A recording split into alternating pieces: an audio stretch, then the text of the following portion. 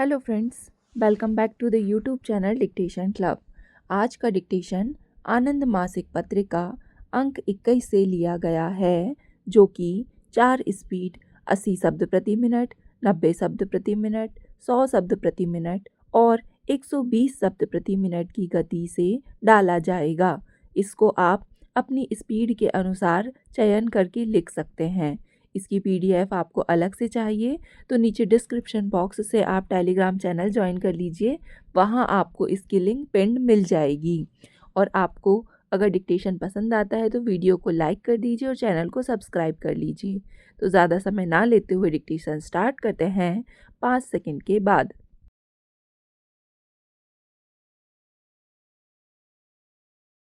उपाध्यक्ष महोदय, बीड़ी मजदूरों के संबंध में भी एक प्रश्न था।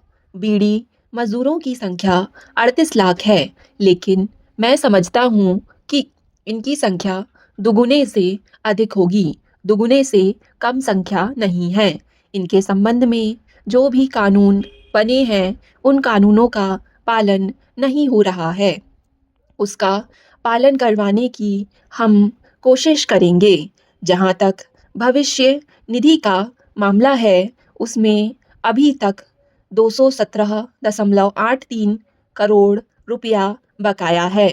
पहले उसके लिए हमारे पास कोई मशीनरी नहीं थी, लेकिन अब हम अपनी मशीनरी स्थापित करने जा रहे हैं। हमने कहा है कि 1 जुलाई से हम ऑपरेशन अभियान शुरू करेंगे और निश्चित रूप से कड़े कदम उठाएंगे।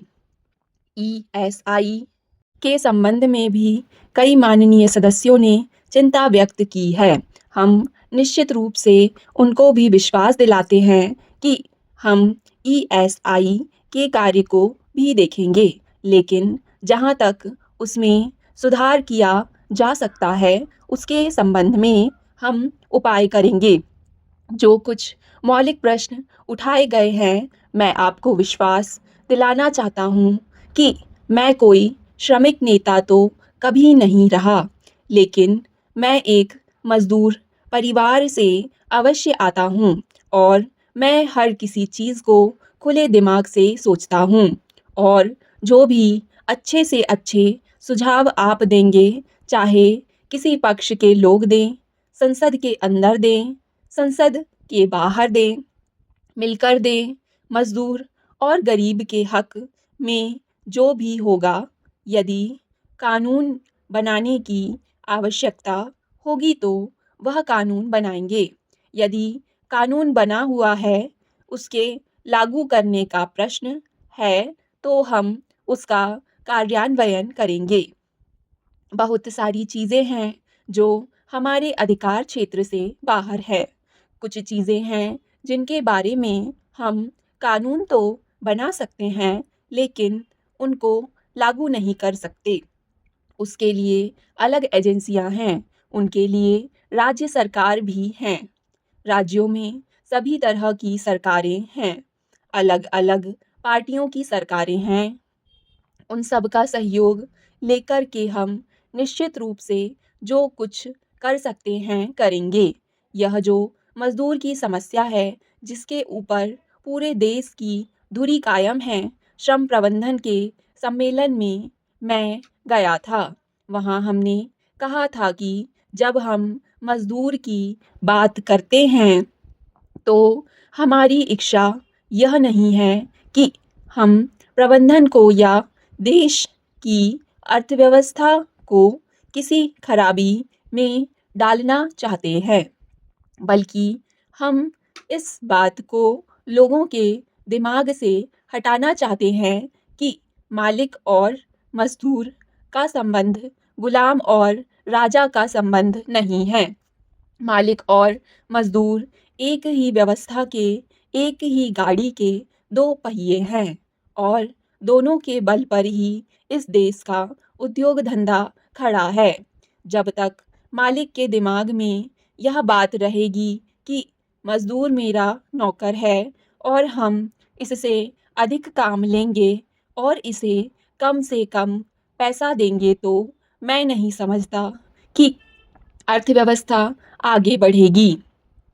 उपाध्यक्ष महोदय, अर्थव्यवस्था को यदि हमें सुदृढ़ करना है, आगे बढ़ाना है, तो औद्योगिक विवाद अधिनियम को औद्योगिक संबंध अधिनियम में बदलना होगा।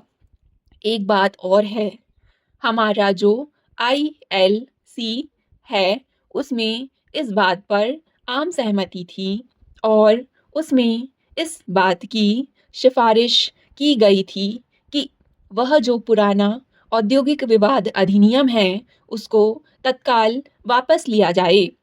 हम उसको वापस लेने की दिशा में कार्यवाही कर रहे हैं। हम उसको वापस लेने जा रहे हैं। नए बिल के लिए एक कमेटी बना दी गई है। यह कमेटी रामानुजम की अध्यक्षता में बनाई गई है और भी व्यापार संघों के प्रतिनिधि इसमें हैं। हमने इस कमेटी से कहा है कि 31 जुलाई तक यह अपनी रिपोर्ट दे दे। 31 जुलाई के बाद उस रिपोर्ट पर विचार करके हम एक नया विधेयक प्रस्तुत करेंगे, लेकिन जो पुराना विवादास्पद विधेयक है, उसको वापस लेने का निर्णय ले लिया है। उपाध्यक्ष महोदय, यह बात हमने आपके सामने रखी थी। इसके अलावा हमारे पास जो दूसरा मंत्रालय है, वह कल्याण मंत्रालय है। मेरे पास 23 मिनट का समय बचा है, उसमें अपने पूरे विचार रखूंगा। हमारा जो कल्याण मंत्रालय है, जिसमें करीब 7 विषय मुख्यतः आते हैं। पहला, अनुसूचित जाति और अनुसूचित जनजाति की समस्या। दूसरे, पिछड़े वर्ग की समस्या। तीसरे, अल्पसंख्यकों की समस्या। चौथे, महिलाओं की समस्या। पांचवें, बच्चों की समस्या। छठे, विकलांगों की समस्या। सातवें, मद्य निषेध का मामला। यह भी एक बहुत व्यापक मंत्रालय है। विकलांगों का भी सारा मामला इसके अंतर्गत आता है।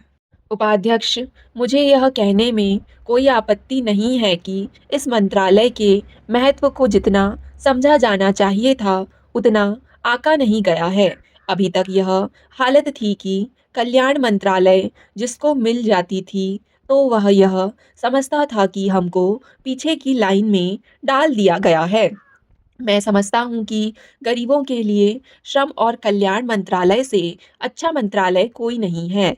यदि इस मंत्रालय के सुझाव और सिफारिशों को सरकार और सदन गंभीरतापूर्वक ले, तो इस देश की 90% समस्याएं इन दोनों मंत्रालयों से संबंधित होती हैं। इसके लिए मैं इन सब पर एक 2-2 मिनट का ही समय लूँगा। मैं यह कह रहा था कि जहाँ तक आदिवासी, अनुसूचित जाति और जनजाति की स्थिति है, इसके लिए मैंने सुबह भी बतलाया था कि अनुसूचित जाति से भी भयंकर स्थिति अनुसूचित जनजाति की है।